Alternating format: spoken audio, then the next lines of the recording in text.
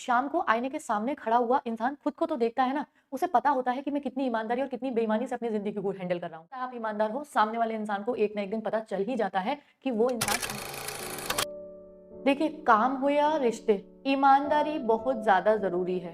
कुछ टाइम के लिए हो सकता है आपको अपने आस-पास हमेशा देख के लगेगा कि मैं ही परेशान हूँ, जितने भी लोग बेईमानी कर रहे हैं, वो अच्छे हैं, ज़्यादा मस्त हैं, ज़्यादा कमा रहे हैं, ज़्यादा रिश्ते उनके पास अच्छे हैं।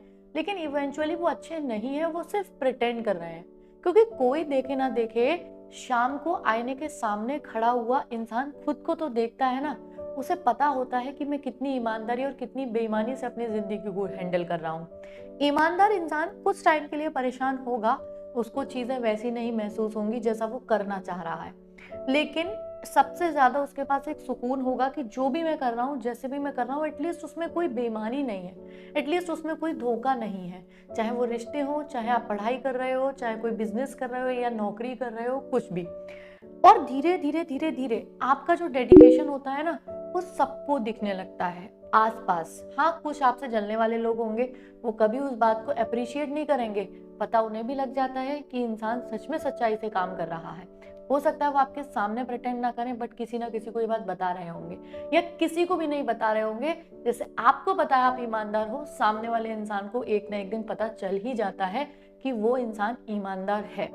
लेकिन फाइनली कोई देख रहा है और वो देख रहा है ऊपर वाला, यानी कहते हैं ना, ईश्वर या पॉजिटिव एनर्जी, जिस फॉर्म में भी भगवान को जानते हो, वो जरूर देख रहा है। तो कभी भी कोई काम करो, अपनी खुशी के लिए करो। कोई और ऊपर है जो सबके ऊपर है, वो देख रहा है, इसके लिए करो।